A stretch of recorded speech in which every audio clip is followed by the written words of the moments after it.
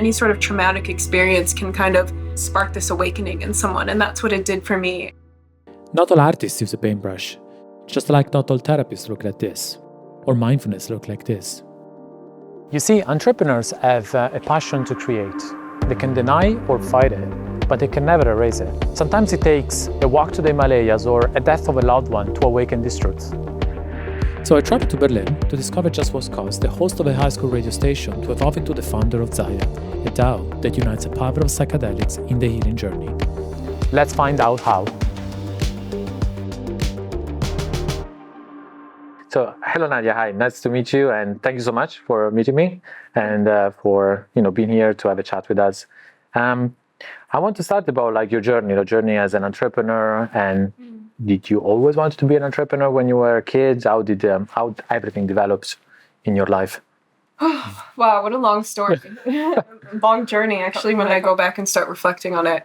But when I was younger, I always wanted to be an artist. And that was something that I would always do in my spare time. I would just get my sketchbook out, and there was something about drawing where I would just immerse myself into the paper and almost become the characters that I was drawing. And I remember always telling my parents that I wanted to be an artist, but eventually that dream kind of died down. It died down just because I remember somebody told me once, they're like, you'll never make money being an artist. And that kind of killed my dream. But then after that, there was like this passion that I always had where I knew that I wanted to create something. I always, even though I no longer wanted to become an artist, maybe that was a deep part inside of myself that still existed. There was another part of myself that wanted to explore my creativity. And there's something really special about using your creativity, using your creative mind to make something a reality. And I think that continued to carry on with me throughout my life. And until I was in high school, I think that's kind of when the entrepreneurial side started to come out, when I started my own radio station when I was in school and had my own email address. And I remember connecting with different people in the space because I was like, I want to become like a radio person. I want to have my own radio station. So then I had my own radio station, called it Snack Hour Radio, and it would play on the intercom in high school. And then I was just so embarrassed by it because nobody was listening to it. So I was like, okay, even though I still have this dream of like creating my own thing, like what else can I do? And then I took a course in university on entrepreneurship, and that really changed my life. It completely changed my life because I was studying finance, and I kind of had this dream of working in investment banking, and I was already working within wealth management, and I was an equity research analyst working for a private management firm. But then I was like, this is so not what I want to do. I need to create something of my own. I need to tap back into this creative side of myself that I've had ever since I was like 4 or 5 years old. And so that continued to evolve, and yeah, that's kind of where I'm at now. Yeah. It's actually similar because I wanted to be a dancer. I mean, I come from a very artistic family, and music and dancing has always been in my life. And I moved to New York to be a dancer, and I realized that I wanted to be an entrepreneur because I wanted to make people happy and I wanted to help people. And I realized that when I was trying to be a dancer, that was the thing that I loved the most, seeing the crowd responding to what I was doing. And I think I moved then into, trying to make money and more like the corporate world, etc. But I think I found my why in helping people. And I think later in life, I realized that was the driving force behind the product that I was creating and every business that I had. And so the question as well is, what success means to you, or what success meant to you in the past? And did it change over the course of your career? Yeah, I think this was something that I was struggling with, at least not struggling with, but almost my definition of how I believed success has changed ever since starting my own venture. Because before I used to think that success meant money, it meant financial success. It meant approval from others. The second that others see me as being successful or, fitting within that within that bubble in which society believes that somebody is successful. So having money, having the car, having the house, having blah, blah, blah, blah, blah, like all these labels. And that's kind of how I believed that I was defined by that, until I realized that I didn't have any of that. And my identity was challenged. Like, what I believed about myself, it was challenged because of the fact that I didn't have these things. I started to ask myself, well, does that mean that I'm not successful? And that was a challenge that I had to go through. But the second that I went through that challenge, I realized that success doesn't mean any of those things. And success is how much am I connected to myself? How much do I love myself? And it really is more of an internal thing. Like, how can I be a better person to other people? It's almost like in the path of personal and self-development and self-actualization, and rather than this sort of external, very egotistical world of how some people might define success. So my definition of that has definitely changed. And did your travels help you to realize this? Because you traveled a lot, and I was reading about, moving from United States, and then, if I'm not mistaken, you moved to Australia. Mm-hmm. After Australia, moving to India. Do you want to talk about that a little bit and understanding? I think because for me, traveling helped me so much. Yeah. And while I was traveling, actually before I started traveling a lot, I met this old guy that told me, happiness is much closer than you think, but you have to travel the world to realize that. And I did realize that. I traveled the world, and then I realized, actually, I don't need to live in Australia to be happy. I don't need to live in Southeast Asia. Mm-hmm. I realized that Italy is actually a beautiful place. I mean, I don't live in Italy anymore, but I fell in love with my country. I fell in love with my roots after I saw the world. And I was wondering what your experience has been by traveling so much. Yeah, I would say that through traveling, I watched other people be happy with nothing. And I can kind of trace this back. I've traveled to many different countries. I've been to, not as many as a lot of people have been, but but I've learned a lot from my traveling. And I did a medical volunteer trip back in college where I went to Ghana. And I remember that was the first third world country I've ever been in. And just watching the people there within their communities who didn't really have anything, and just seeing how they were still so content with life. And that kind of continued throughout my life. And as I traveled, specifically when I was in Nepal. So I went in Nepal, I was in the Peace Corps, living in the jungle. And I was just like, all right, I'm ready to go off and connect to Asia. And so then I went to Nepal, and I spent a few months in Nepal. And being there, I remember I went on this trek by myself. It was like a 2-week trek through the mountains, like in the Himalayas. And I kind of went off the beaten path because I really wanted to experience the culture of the people in Nepal. And I just remember I always go back to these scenes and replay these scenes in my mind, where I would go through these different not even towns, like super small communities in the middle of nowhere. And I would connect with the people there, and just seeing what they had. And it was such a simplistic sort of lifestyle, and where all the things that we define, like I was saying, as successful, these materialistic things, like when they don't have that, it's when everything gets cut down into living in this very simplistic sort of way, and learning how to just be with each other and live in a community and all of that. That's really taught me how that's where a lot of joy comes from. And I know that sounds so No, it's true cliche, though. No, it's true. But I think I was watching this documentary years ago. It's called This Way of Life, and it talks about this family in New Zealand. And what it stayed with me is, like, they ask the father of this family, they said, what do you do for living? Yeah. And he said, well, I live for living. And I found it so powerful, right? Because at the end of the day, he didn't have really a job or anything. He was just working the land, and but they were very, very happy. And kind of that taught me a lot of, like, you don't actually need that much to be happy. And I think back on the success, it's like, define what success means to you, because everyone has a different idea of success. So when I see a lot of people preaching of, like, oh, you have to do certain things to be successful, the question is, what success means to you? Define that. Define what makes you happy. Define what you want to do, and then pursue that. Exactly. Everybody has their own reality of what that sort of success really means to them. And that really can trace back to their childhood or what they were deprived of and what do they see as being a reward to themselves once they've reached a certain level within their life. So, yeah. And is any person in your life that had a major impact in your decision or that changed the course, let's say, of your life and what you decided to do with, especially with Zaya, with your companies and etc.? Yeah, it was definitely after my dad passed away. Well, when he first got diagnosed with cancer. Mm-hmm.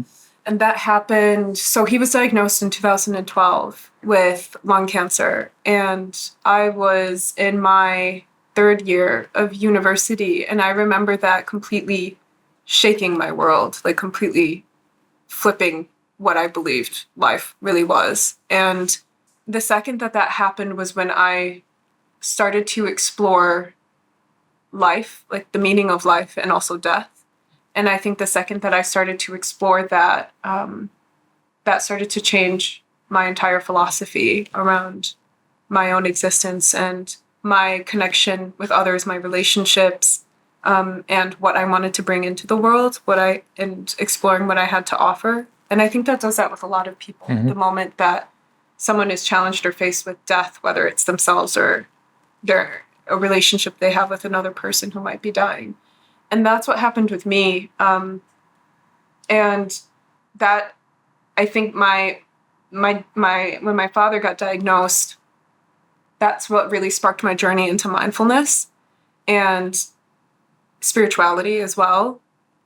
Trying to understand, what happens after we die. And I think that is such a pivotal point in someone's life that can lead them into into learning so much more about themselves. It's the path to self-discovery. I think in almost any incident, any sort of traumatic experience can it can spark this awakening in someone. And that's what it did for me. And so I started my journey into mindfulness from that. And that's what kind of led me into where I'm at today. And what's the journey look like into mindfulness? I know you experienced like psychedelic medicine with ayahuasca.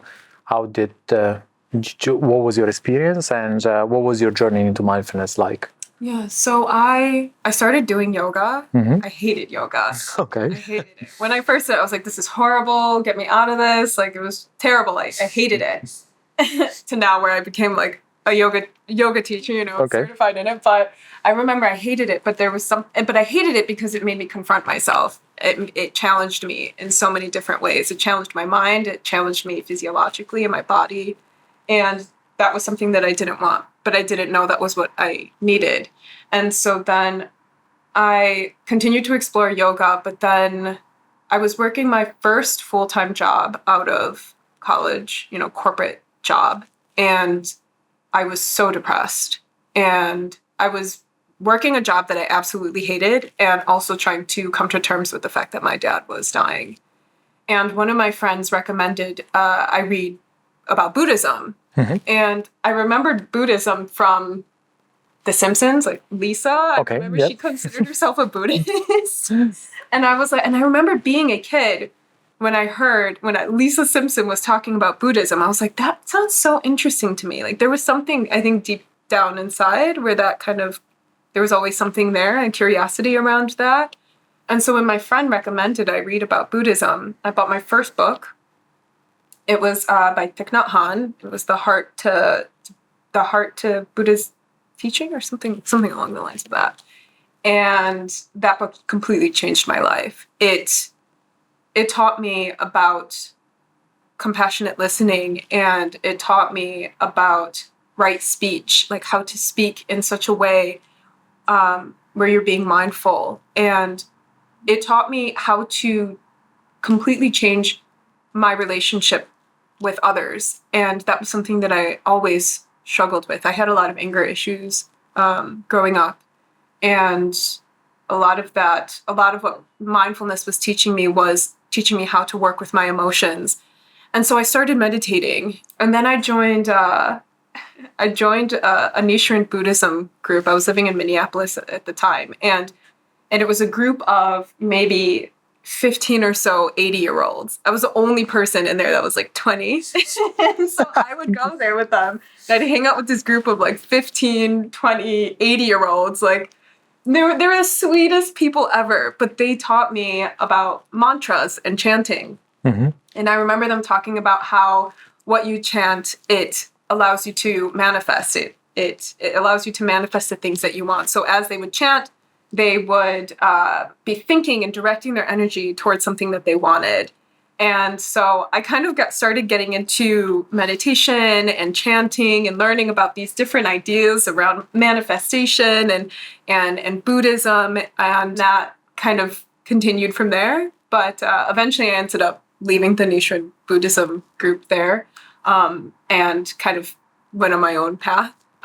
And then I started to continue my meditation and my yoga, and then I eventually went to India. So right after my traveling in Nepal, I really wanted to continue deepening my practice. And so then I went to India and got my yoga teacher training in Dharamsala. Mm-hmm. And yeah, I was in India too, actually. I stayed in. No, I was in an ashram for about a month and a half. Okay. Yeah, Amrita Puri ashram. The guru there is Amma. It's called the Hugging Saint. Ah, yeah. Yeah. Yeah. It was very, very cool experience. I mean, beside the fact that it was the first time I was the technology free for, I don't know, I don't even remember how long, probably 4 or 5 years. To me, I think that was the hardest thing because, there was no technology there. And I remember going there and, starting with the seva. And I was put in this room with it was like me and 20 Indian women just, doing basic work and just to try to free the mind, because obviously you come from, a very busy lifestyle and you can't get into meditation straight away. So kind of seva allows you to easing into meditation. And this is where I start to basically understanding about the mantra, the meditation, and I was able to meditate. Mm-hmm. And then everything went off the window after, I think, a month after I left. And it was very hard to maintain that. I find it you feel so enlightened when you finish and you start with the best intentions. Like, I'm not going to use my phone anymore. I'm going to meditate every day. And then as I didn't do it. And it took me a while to get back to it. And sometimes I think that we need to be kind of kind with ourselves, especially when we're establishing routines. A lot of people that enter into meditation, they feel bad because they cannot maintain this every day, because there needs to be a certain discipline when you are trying to learn about these things. Mm-hmm. But I always say, be kind to yourself. It doesn't mean that, if you skip one day, you have to feel bad. Sometimes it's about doing small pushes into the right direction. And as long as you stay consistent, you're going to see results. Yeah, I always think about, because people have asked me this question sometimes of how many times do you believe we should meditate, or do you believe we should meditate every day? And I always feel like so many of us are so disconnected to ourselves and what we feel is right for us within that moment. And sometimes we push ourselves to do things that maybe our body doesn't really want to do. And so I always tell people to just listen to your body first. And if you feel like you genuinely want to sit in silence and be with yourself for 5, 10, 15 minutes, then do it. But I don't think it's right to constantly try and fight with yourself all the time. Yeah. Listen to your body, and if it feels right, if you feel like it's time to meditate, then do that. Yeah, I think that in this sort of mindset culture, it's always it's just very push, do, the more you do, it's the better, create routines. And sometimes I'm like, how can we enter into a flow, an intuitive flow with ourselves and listening to our bodies, and both balancing these sort of masculine and feminine energies where we just listen to what our body needs within that moment and then serving it as it needs, rather than forcing ourselves and then beating ourselves up for not doing something. Everyone is different. I think there's no blueprints to success. There's no blueprints to meditation. There's no secrets or anything like that. I think it's a lot about testing what works for you. Mm-hmm. I try to adapt it to a lifestyle that you can manage, because a lot of people have kids, a lot of people travel, some people have disabilities. So you can't have this kind of one-size-fits-all approach to anything, to business or to mindfulness, to health, diet, or anything like that. I was wondering if you have any routines that you follow that keeps you in check, that keep you healthy or keep you productive through your journey. Yeah. I would say my routine is constantly changing and evolving and adapting, to like what I need, kind of what I was saying earlier. But right now, at least, what my routine is, so I created a playlist on Spotify where it's just super feel good, high vibe music that I listen to for about like an hour, usually like while I'm getting ready. I always make my bed in the morning. That's one thing I do every single morning. It makes me feel so good. It clears up the space and it's just like it sets me in the right mood. So that's one thing I always do. So then, yeah, I listen to my playlist. Sometimes I do yoga. I usually do Pilates or I've been going outside for walks, which has been really nice. I'll just listen to a podcast or something like that. Just getting outside because, Berlin and in the winter and any moment, usually in the mornings, there's some sun. So I try and catch the sun and just like sit outside and just bask in it. I journal. I have oracle cards. Do you know what oracle cards are? No, but you can explain to me what they are. So it's kind of like tarot cards. Okay. But oracle cards, they have these really beautiful pictures on them and they have different descriptions or it's kind of just like guidance cards. So I usually shuffle those and I pull a card for the day and it kind of just like gives me a message that it's almost like not an affirmation, but it's just something that's like, it'll say, like today I got the card dreamer. So it's like, just believe in yourself. So it's like a really nice reminder sometimes. It's really helpful and it's a good way to kind of set the tone for the day. And so I do that every single morning. And then I'll make myself a little chai and yeah. That's nice. I love the idea of the tarot cards because I do feel that there is a lot of like these Instagram accounts that are trying to kind of push the motivation of like, be successful, be an entrepreneur there with this kind of, I call it make mindfulness, and it's like these things that they sound good, but there's no meaning to it or they don't mean anything. Have you ever encountered that, especially in the tech world of these kind of buzzwords or, people trying to push you with these kind of messages about, being motivated or being mindful? Such a strange world to navigate. I definitely, it's crazy because I think we all go through different phases of our lives where, how do I explain this? How do I get into this? When I was living in Bali, I was in a very, very spiritual community. Like so spiritual, it was too much. It was overkill. And I remember a lot of the time when I was there, people would be saying, I don't know, like just, your typical spiritual words, or there was a lot of, what is it called? Spiritual bypassing, if you've ever heard of that. No, what is it? Can you explain? Yeah. Yeah, it's kind of like when people, when they give excuses about the way that they do things, or they give excuses about something that they believe in, and they put it onto the name of spirituality, when really it's them trying to bypass something that maybe is happening to them psychologically or some sort of trauma or something like that. I don't know if that kind of makes sense, but I remember there was a lot of that. And I remember being so angry about people who wouldn't be practicing what they preach around mindfulness and, saying one thing about be compassionate to others, but then all of a sudden you hear them gossiping and talking about somebody behind their back. And I remember being really angry about this for a long time, and it actually completely made me reject any sort of mindfulness or spirituality for a time, where I just went completely internal and just focused on work and kind of disconnected myself from the world of like mindfulness. It really affected me actually, but in that time afterwards, when I started to reconnect to mindfulness, I started to realize that many of these people, we've all been there. We all, at one point of our lives, learn from our experiences or the mistakes that we've made. So I kind of try to look at these people sometimes where I don't get angry or frustrated at, these people are so fake, they're phony, but rather this is their journey and maybe at one point they'll change, but not really at the same time simultaneously kind of not subscribing to that. Yeah. Do you know what I mean? Yeah, I know what you mean. I think there's a lot of people come to me sometimes for advices, and I think the issue comes when you're giving advice, but you're trying to maintain this idea that you have it all figured out, right? And when I give an advice to someone, I always say, look, I'm giving you the advice, but I'm the worst for it. I mean, I fail constantly. I'm giving you the advice because I know this is to me, is the right thing to do or what it worked for me.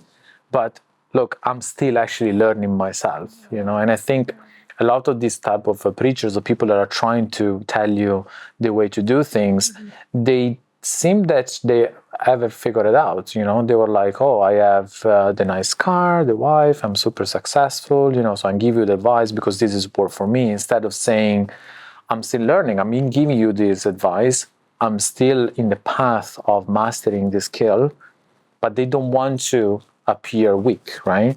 And I think there is this kind of macho mentality, especially because when I see the landscape of these gurus out there, if you want to call it, especially in the entrepreneurship enablement space, they're all like, without sounding too racist, like it's all white men, and there is a very much this masculine mentality and this masculine persona that you have to portray, right? And this is why you don't see many women, for instance, in the entrepreneurship enablement space. It's mostly men. That seems that they have it all. Like I got it, I figured it out. But in reality, most of the time, it's not like this. I think life is a constant learning, and the moment you think you figured out something, yeah, you know what I mean, right? And so, moving to like another question is, how do you find to be a diverse female founder? Yeah. Because there is a lot of labels, right? There's a lot of like, for instance, being a female founder rather than just being a founder, Yeah. I think that it's really important to highlight the fact that there is a lot of inequality within this world. And that's something that I think it's really great that right now what we're doing is that there's this huge movement towards highlighting the fact that there are these inequalities and giving voices to people who have been neglected or been put into the shadows, and that there are platforms where people can connect and feel like they're a part of a community, a greater community of people that they feel like they can connect with or share cultures with, or beliefs and ideas. And I think that's so important. But something that I sometimes struggle with is when we do not include other groups, because it's almost like a contradiction sometimes. It's like what we're trying to do is create equality, and within equality is equalness, being equal with each other. So me and you are equal.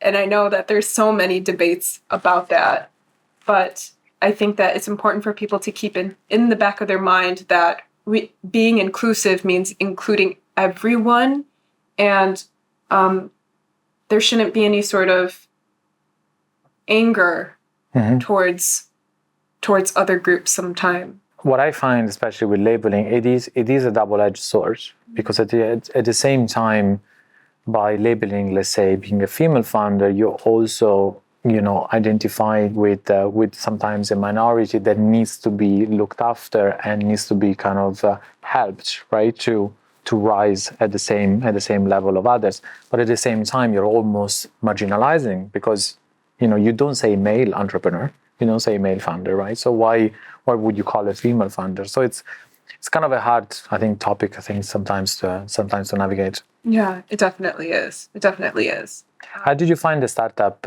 scene in Berlin? Super supportive. I think that the community here is really small. Everyone knows each other in some way, and it's really easy to connect with people.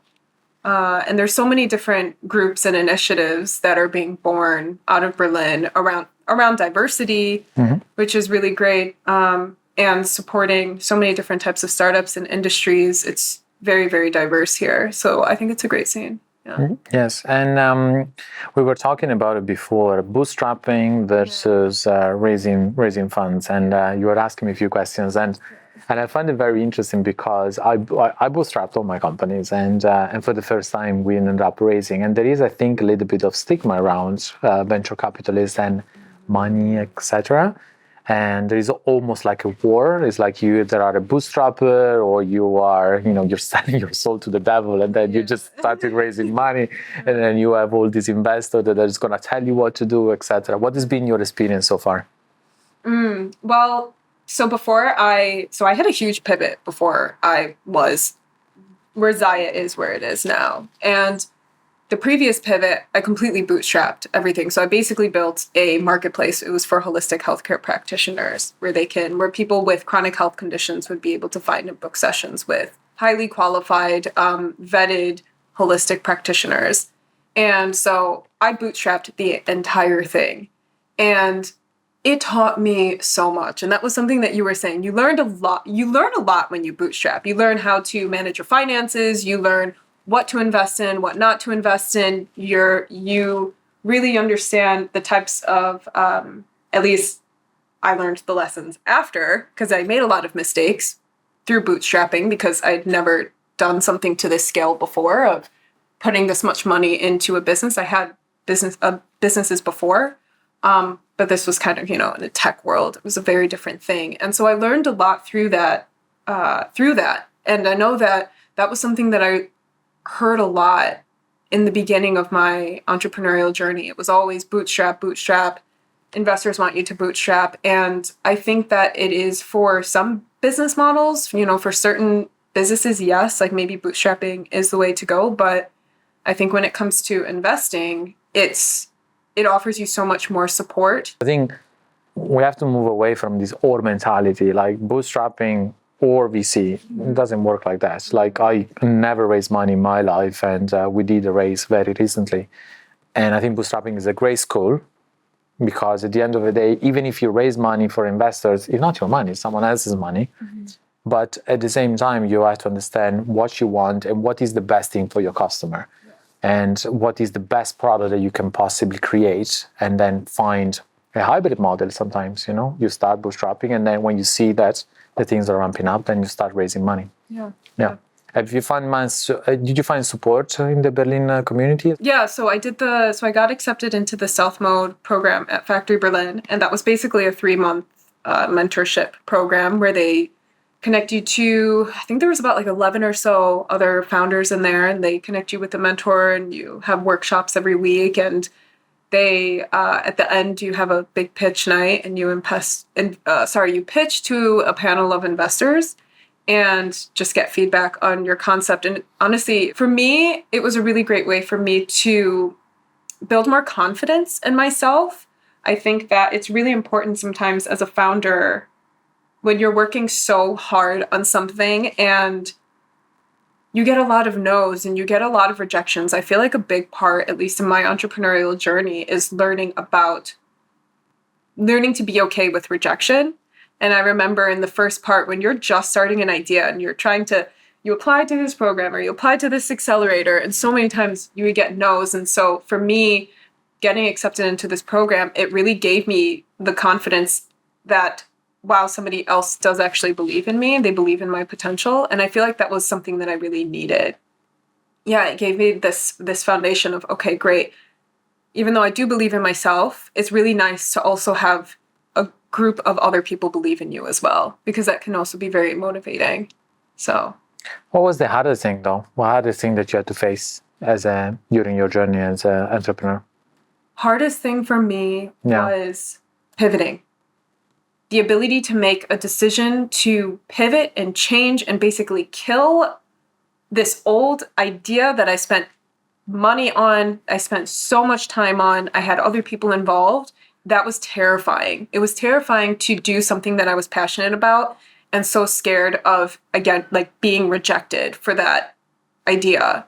Because I think that we're constantly feeling like we need to, many people at least, feel like they need to conform to some standard of society, that they need to fit within a specific frame. So I always felt like I needed to do something that investors, a VC, would be super interested in. It would make money. It would, fit all of these boxes, the ideal startup, whatever. Instead of doing something that I was really passionate about and knowing something, I wanted to create something that really helped people.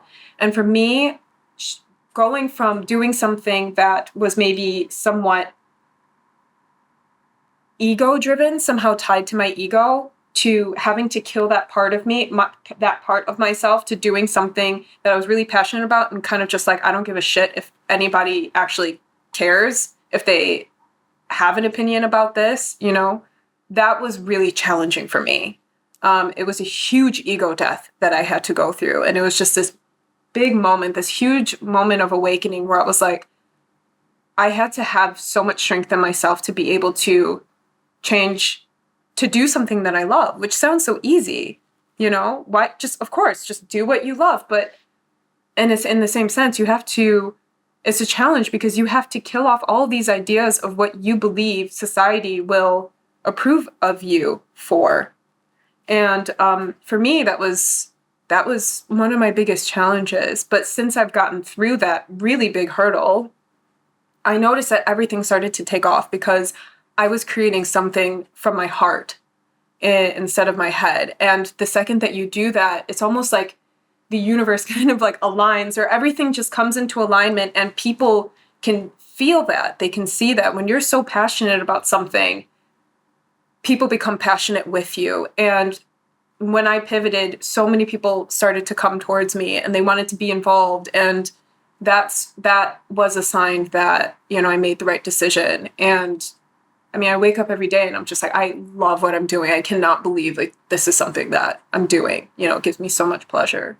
Thank you so much. Thank you so much for, you know, spending some time with us. And I'm looking forward to see what Zaya, and actually to try it out as soon as you launch. Yeah, thank you so much. No worries. Awesome. Thank you so much, you guys, for watching. If you like this video, hit the like button below, share it with your friends and fellow entrepreneurs, and be sure to hit the subscribe button for new videos every single time. Thanks, and I will see you on the next video.